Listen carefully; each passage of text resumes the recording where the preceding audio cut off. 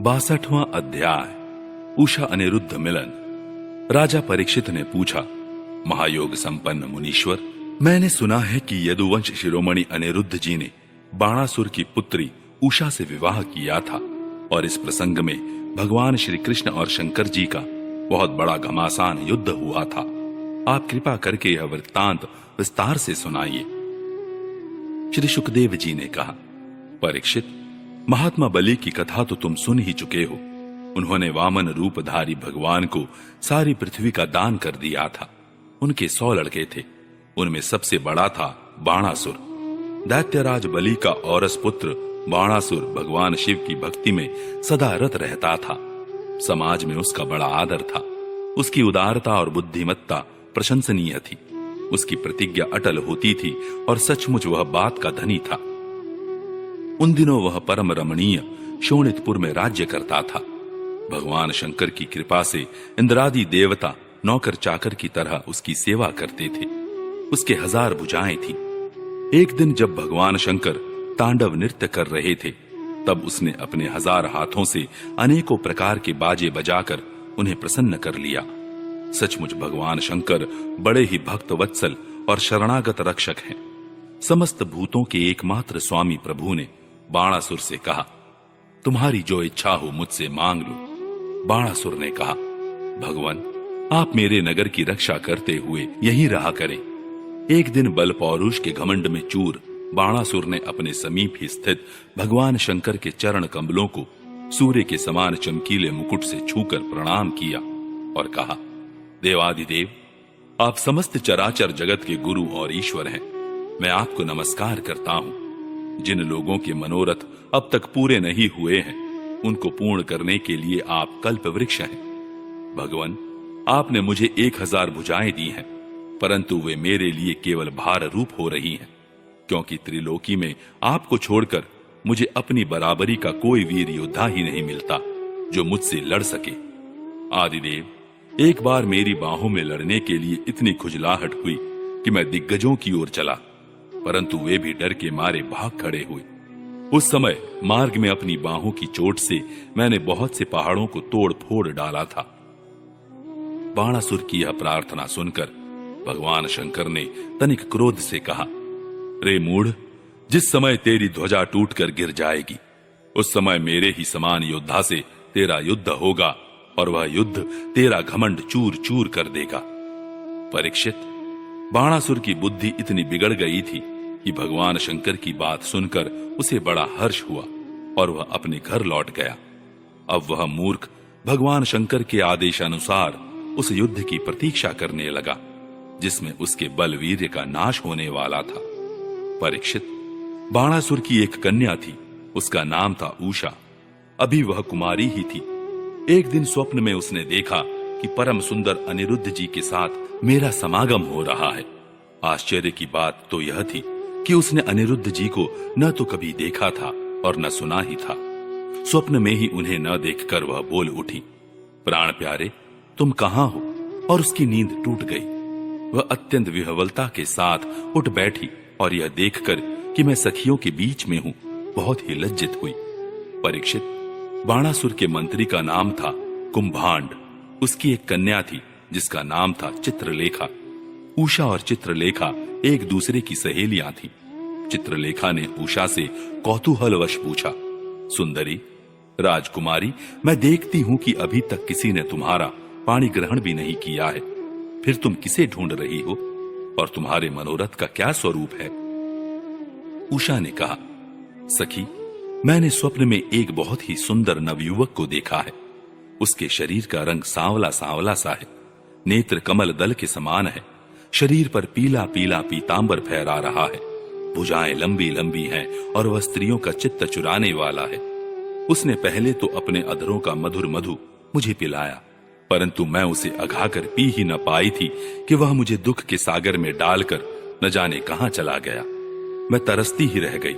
सखी, मैं अपने उसी प्राणवल्लभ को ढूंढ रही हूं। चित्रलेखा ने कहा, सखी, यदि तुम्हारा चित्त चोर त्रिलोकी में कहीं भी होगा और उसे तुम पहचान सकोगी, तो मैं तुम्हारी विरह व्यथा अवश्य शांत कर दूंगी। मैं चित्र बनाती हूं, तुम अपने चित्त चोर प्राण वल्लभ को पहचान कर बतला दो, फिर वह चाहे कहीं भी होगा, मैं उसे तुम्हारे पास ले आऊंगी। यों कहकर चित्रलेखा ने बात की बात में बहुत से देवता, गंधर्व, सिद्ध, चारण, पन्नग, दैत्य, विद्याधर, यक्ष और मनुष्यों के चित्र बना दिए। मनुष्यों में उसने वृषणी वंशी वसुदेव जी के पिता शूर, स्वयं वसुदेव जी, बलराम जी और भगवान श्री कृष्ण आदि के चित्र बनाए। प्रद्युम्न का चित्र देखते ही उषा लज्जित हो गई। परीक्षित, जब उसने अनिरुद्ध का चित्र देखा तब तो लज्जा के मारे उसका सिर नीचा हो गया। फिर मंद मंद मुस्कुराते हुए उसने कहा, मेरा वह प्राण वल्लभ यही है, यही है। परीक्षित, चित्रलेखा योगिनी थी। वह जान गई कि ये भगवान श्री कृष्ण के पौत्र हैं। अब वह आकाश मार्ग से रात्रि में ही भगवान श्री कृष्ण के द्वारा सुरक्षित द्वारकापुरी में पहुंची। वहां अनिरुद्ध जी बहुत ही सुंदर पलंग पर सो रहे थे। चित्रलेखा योग सिद्धि के प्रभाव से उन्हें उठाकर शोणितपुर ले आई और अपनी सखी उषा को उसके प्रियतम का दर्शन करा दिया। अपने परम सुंदर प्राण वल्लभ को पाकर आनंद की अधिकता से उसका मुख कमल प्रफुल्लित हो उठा और वह अनिरुद्ध जी के साथ अपने महल में विहार करने लगी। परीक्षित, उसका अंतःपुर इतना सुरक्षित था कि उसकी ओर कोई पुरुष झांक तक नहीं सकता था। उषा का प्रेम दिन दूना रात चौगुना बढ़ता जा रहा था। वह बहुमूल्य वस्त्र, पुष्पों के हार, इत्र फुलेल, धूप दीप, आसन आदि सामग्रियों से, सुमधुर पेय, भोजन और भक्ष्य पदार्थों से तथा मनोहर वाणी एवं सेवा शुश्रूषा से अनिरुद्ध जी का बड़ा सत्कार करती। उषा ने अपने प्रेम से उनके मन को अपने वश में कर लिया। अनिरुद्ध जी उस कन्या के अंतःपुर में छिपे रहकर अपने आप को भूल गए। उन्हें इस बात का भी पता न चला कि मुझे यहां आए कितने दिन बीत गए। परीक्षित, यदुकुमार अनिरुद्ध जी के सहवास से उषा का कुंवारापन नष्ट हो चुका था। उसके शरीर पर ऐसे चिन्ह प्रकट हो गए जो स्पष्ट इस बात की सूचना दे रहे थे और जिन्हें किसी प्रकार छिपाया नहीं जा सकता था। उषा बहुत प्रसन्न भी रहने लगी। पहरेदारों ने समझ लिया कि इसका किसी न किसी पुरुष से संबंध अवश्य हो गया है। उन्होंने जाकर बाणासुर से निवेदन किया, राजन, हम लोग आपकी अविवाहिता राजकुमारी का जैसा रंग ढंग देख रहे हैं वह आपके कुल पर बट्टा लगाने वाला है।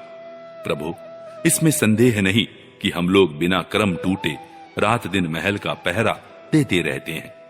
आपकी कन्या को बाहर के मनुष्य देख भी नहीं सकते, फिर भी वह कलंकित कैसे हो गई, इसका कारण हमारी समझ में नहीं आ रहा है।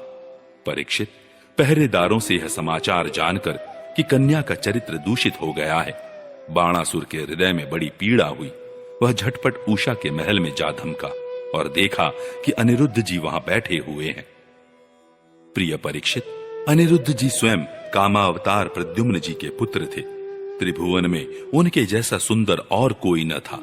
सांवरा सलोना शरीर और उस पर पीतांबर फहराता हुआ, कमल दल के समान बड़ी बड़ी कोमल आंखें, लंबी लंबी भुजाएं, कपोलों पर घुंघराली अलकें और कुंडलों की झिलमिलाती हुई ज्योति, होठों पर मंद मंद मुस्कान और प्रेम भरी चितवन से मुख की शोभा अनूठी हो रही थी। अनिरुद्ध जी उस समय अपनी सब ओर से सज धज कर बैठी हुई प्रियतमा उषा के साथ पासे खेल रहे थे।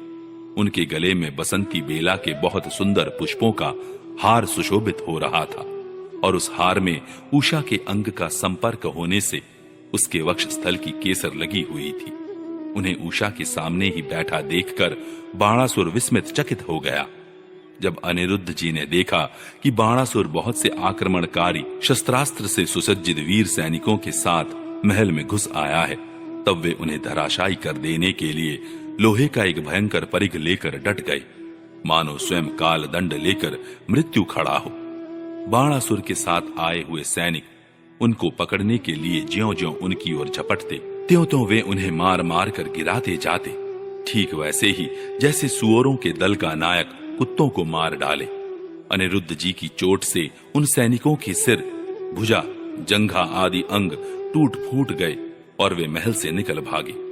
जब बलि बाणासुर ने देखा कि यह तो मेरी सारी सेना का संहार कर रहा है, तब वह क्रोध से तिलमिला उठा और उसने नागपाश से उन्हें बांध लिया। उषा ने जब सुना कि उसके प्रियतम को बांध लिया गया है, तब वह अत्यंत शोक और विषाद से विह्वल हो गई। उसके नेत्रों से आंसू की धारा बहने लगी, वह रोने लगी।